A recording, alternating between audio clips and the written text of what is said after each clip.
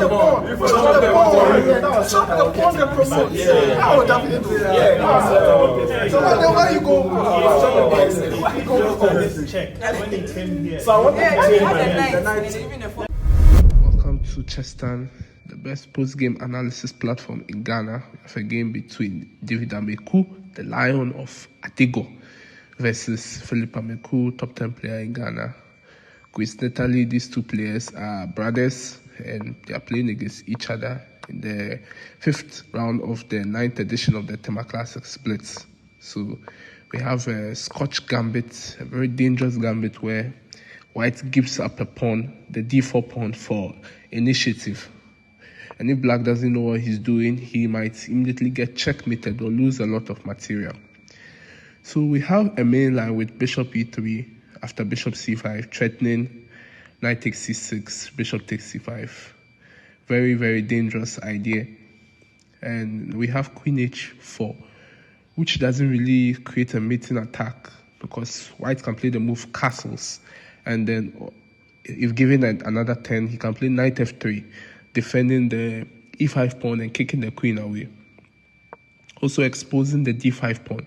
So bishop d7, which is not particularly great, but it threatens knight takes e5, a nice tactic because bishop takes d7, there's knight takes d7 with a boomerang tactic. So knight back to f3 has to be the best move to defend those threats. Okay, knight back to f3 attacks the queen. Queen has to go to e7 to defend the bishop. Queen anywhere else allows queen takes d5 with tempo on the knight and then the bishop. So if queen takes d5 after any queen move, there's probably bishop takes e3, pawn takes e3, and then the rook opens to watch the f7 pawn. So queen h5, a mistake because there was queen takes, and if bishop takes e3, pawn takes e3, with devastating attack on f7 because the knight is actually under threat. And anyway, the knight f3, the f3 knight moves, there's queen takes f7. So this was a dangerous move missed by White. So knight back to e6, guarding against the f7 pawn, f7 attack, my bad, and also threatening long castles right now. So White has to do something. So he moves his queen because he knows that long castles is coming with a peering gaze on the queen.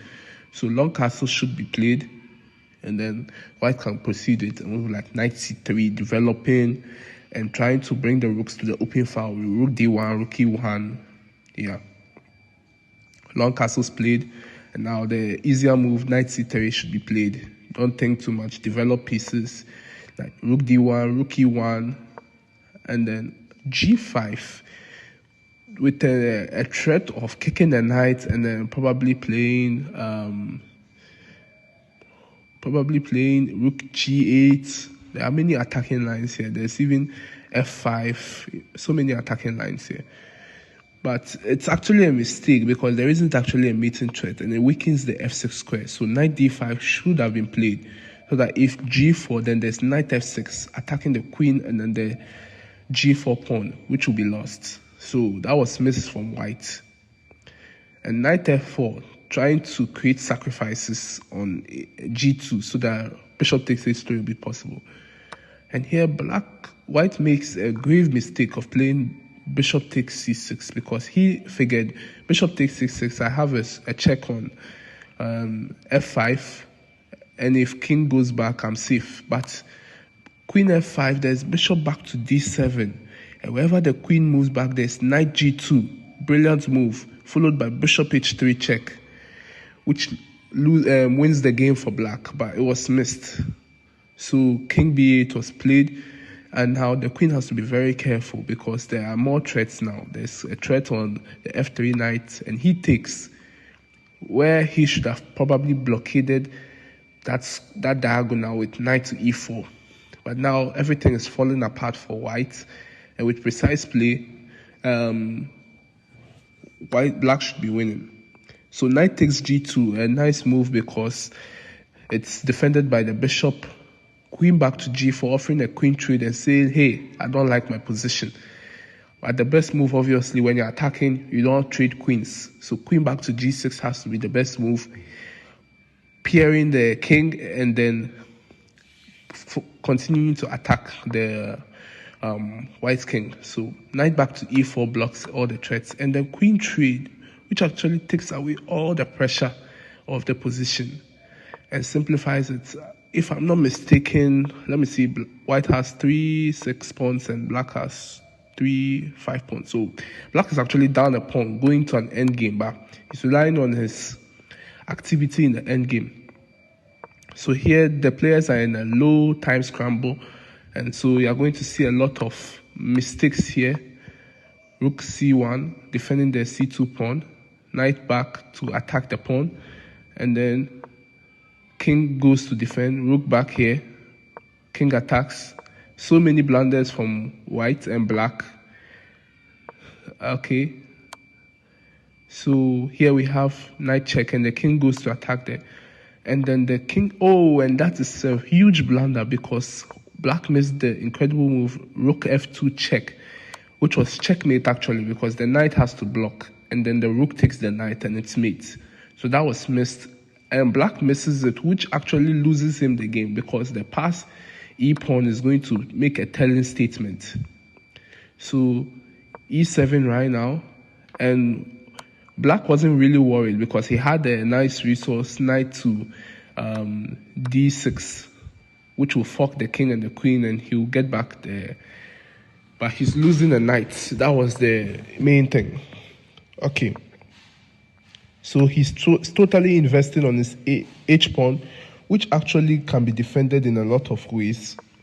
But it's sort of equal. But, in these time scrambles, it's never equal, and blunders are about to be made, especially with seconds on the clock. So rook check and back, rook a7, nice principle, attacking the pawn. Rook attacks the knight. Rook attacks b2, attacks knight. And then there was a move, rook c8, check, and wherever the king moves, there will be rook b7. Sorry, rook c7, skewing the king and the queen, rook. So that was also missed. So black is actually missing a lot of chances to actually win this game, not even equalize the game, to win the game. So here there is a simple mate with rook h8 check, king goes down, and then you push the pawn to b6, mate in 1. Which was missed. He decides to take the pawn en passant, which actually puts white in a very precarious position because he's low on time with about 5 seconds to go, but he actually doesn't know how to proceed. So he decides to give a check. The king goes to the corner, and here the technique should be to try and put the king in the H file protected by the knight, or the G file protected by the knight, or try and advance your pawns, or worst case scenario, sacrifice the rook for the pawn. So many nice moves to play, but here he has a winning pawn, so this pawn is going to help him win the game. So king back to a4, rook back defends the pawn. Black is playing for a draw here or to flag white. That's all black strategy is here. So black is playing on, king goes to b4.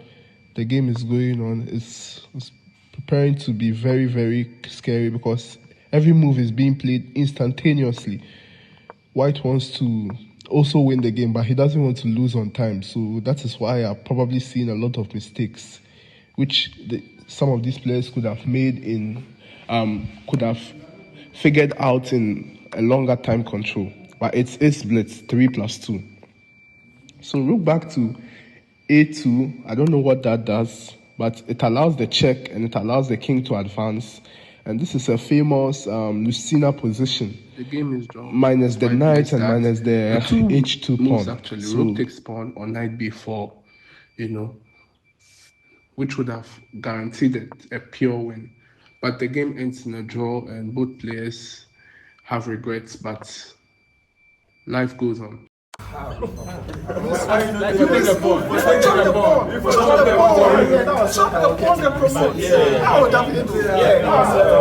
So where you go? Check when he came here. So I want to change the night. No, they say if you change you don't touch the ball. They say if you change your ball, but you don't touch it.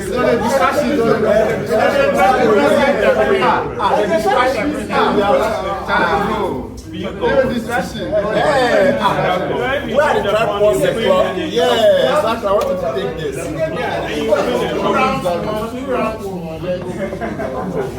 Julian! Yeah, I'm coming. You can't touch any piece of it.